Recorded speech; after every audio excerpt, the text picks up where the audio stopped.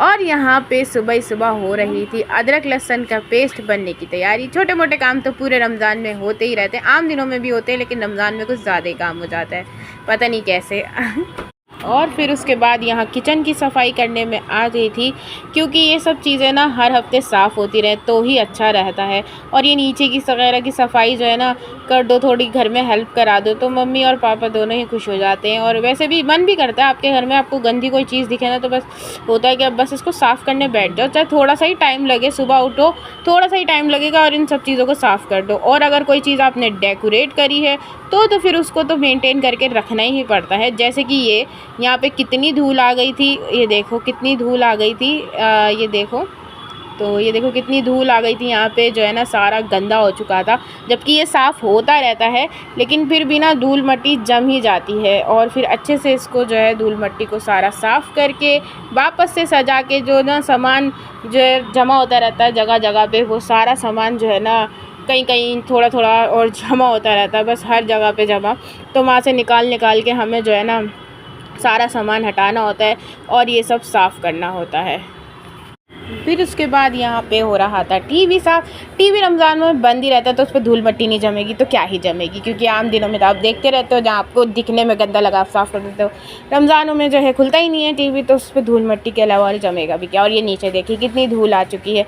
तो चीज़ें अगर जो है सजानी है तो उनको संवारना भी होता है, सिर्फ ऐसा नहीं होता कि आपने बस रख दिया तो अब रख ही दिया, पूरे रमज़ान में रखा ही है, ऐसा नहीं होता। आपको उसको साफ़ भी करना पड़ता है, ताकि वो जैसे पहले रोज़े पे लगा रहता है ऐसे आखिरी रोज़े तक भी लगे। उसके बाद आता है यहाँ पे हम बना रहे हैं चिकन पॉकेट्स।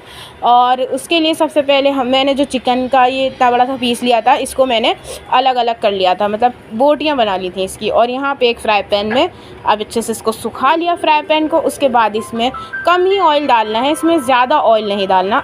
उसके बाद हम लेंगे यहाँ 1 चम्मच ऑयल, मसाले नहीं, हम इसमें पहले चिकन डाल देंगे, क्योंकि चिकन जो है ना उसको अच्छे से भूनना होता है। उसके बाद हमने यहाँ ले लिए थे लाल मिर्च पाउडर, कश्मीरी लाल मिर्च पाउडर, चाट का मसाला, गरम मसाला, ज़ीरा पाउडर, हल्दी, नमक, और ये सब मिक्स करके हमने इसमें डाल दिया था।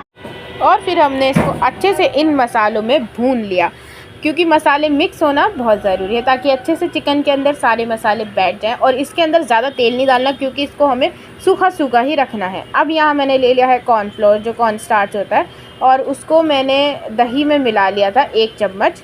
और फिर उसके बाद इसको, क्योंकि हमें ग्रेवी नहीं बनानी है, इसको सूखा ही रखना है, बिल्कुल सूखा सूखा रखना है, तो इसलिए हमने इसके अंदर ज़्यादा दही नहीं डाला। यहाँ हमने अदरक लहसुन का पेस्ट ले लिया है, 1 चम्मच है ये भी, और इसको अच्छे से हमने इसे मिक्स कर लिया। उसके बाद यहाँ मैंने ले ली है ब्रेड, जो भी मैदे की जो ब्रेड होती है, वो जो भी होती है, जो भी मतलब खाने की होती है जो, तो उसके अंदर आपको ऐसे किनारे निकालने हैं जो ब्रेड होती है। और फिर सारे किनारे निकालने के बाद एक के ऊपर एक ब्रेड को रख के अच्छे से उसको आपको जैसे कि मैं कर रही हूँ यहाँ, बेलन से ऐसे बस ब्रेड को ऐसे एक के ऊपर एक रखना है और उसको बेलन से ऐसे बेल लेना है अच्छे से।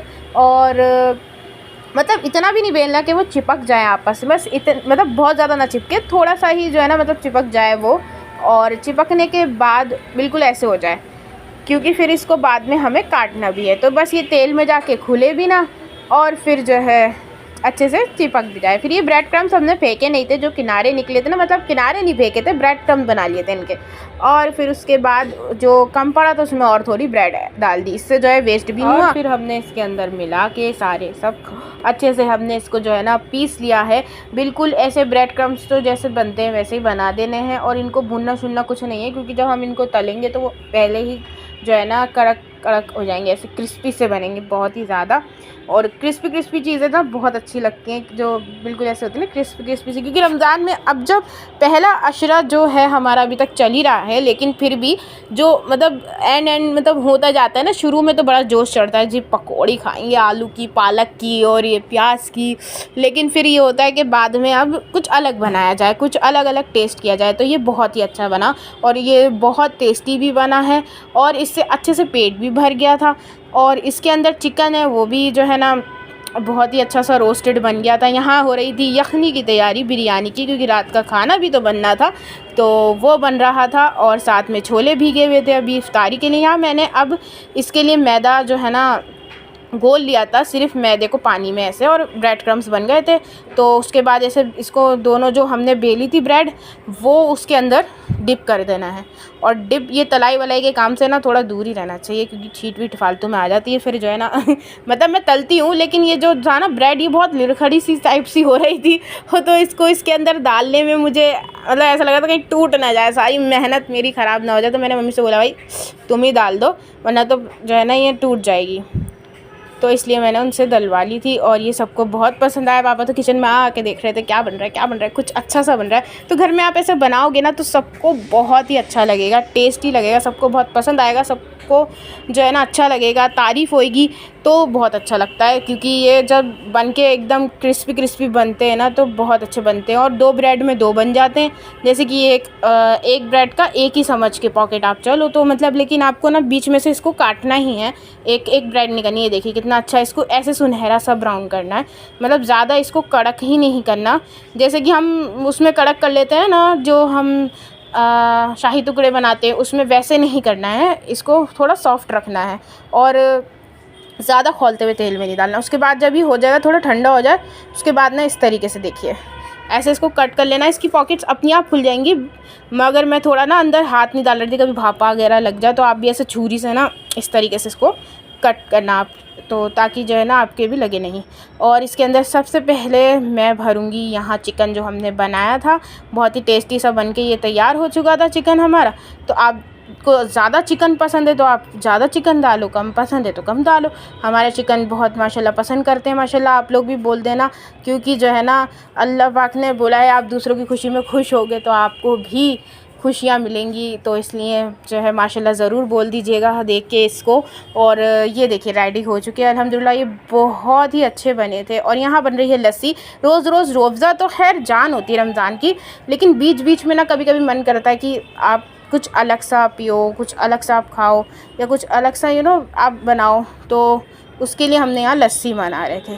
तो लस्सी जो है बीटर से बना लो और दोई से बना लो, या जो है वो मशीन जो होती है ना मिक्सी, उसके अंदर बना लो।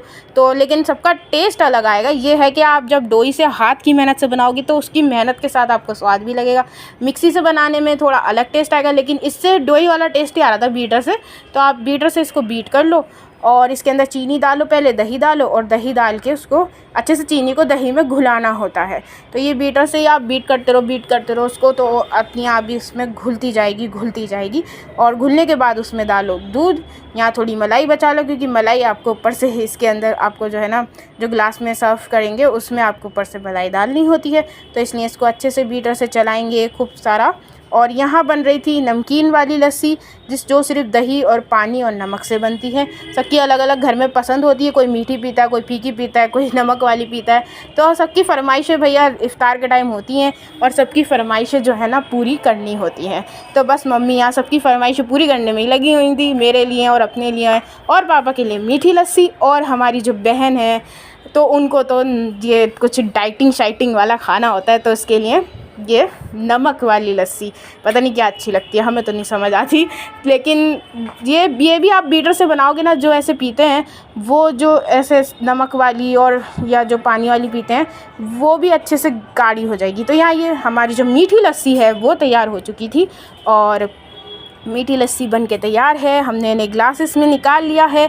ऊपर से इसके अंदर जो हमने मलाई बचाई थी ना, वही वाली मलाई बस अब हमें ऊपर से डालनी है, ताकि हर घूंट में आपके मलाई आए, और आपको ये इतनी गाढ़ी, आपको ये इतनी स्मूथ लगेगी। यहाँ पे हमारे चिकन पॉकेट्स का एक और जो है ना बाकी है, ये एयर फ्राई में हमने इसलिए रखे कि ताकि इसकी ना चीज़ मेल्ट हो जाए अच्छे से। अवन है तो अवन में रख लो, नहीं तो तवे में कर दो। तो या एयर फ्राई है तो एयर फ्राई में रख दिए। इसकी चीज़ ऐसी हो गई थी बिल्कुल मेल्ट, खिंचने वाली एकदम, और बहुत ही ज़्यादा माशाल्लाह बहुत टेस्टी बने थे। और माशाल्लाह से बस अभी भी देख के मन कर गया खाने का। और ये इतने अच्छे होते हैं ना कि इसमें यूं ही 2 पॉकेट्स में ही आपका पेट भर जाता है। और ज़्यादा बनाना चाहें तो ज़्यादा क्वांटिटी में चिकन लेके सब मसाले उसके हिसाब से ज़्यादा डाल लें। और यहाँ मैं टेम्परेचर जो रख रही हूँ वो मैं रखूँगी 150 डिग्री पे। इसको हमने रखा है 2 मिनट के लिए। यहाँ मैं 150 की जो है ना टेम्परेचर कर दूँगी, और 150 टेम्परेचर पे हमने इसको 2 मिनट के लिए रखा, क्योंकि हमें सिर्फ इसको चीज़ इसकी मेल्ट करनी है, इसको बिल्कुल पकाना नहीं। और यहाँ माशाल्लाह से हमारी पूरी इफ्तारी रेडी है। और हमने साथ में जो है ना बनाया था यहाँ पे छोले और टेस्टी टेस्टी से ये हमारे चिकन पॉकेट्स और मज़े मज़े का हमारा खाना। और यहाँ मम्मी ने एक अलग से चाट बनाई थी पापा ने, और दोनों ने मतलब पापा ने पापड़ी वगैरह ला के दे दी थी। और अब ये वीडियो अच्छी लगी हो तो सब्सक्राइब कर।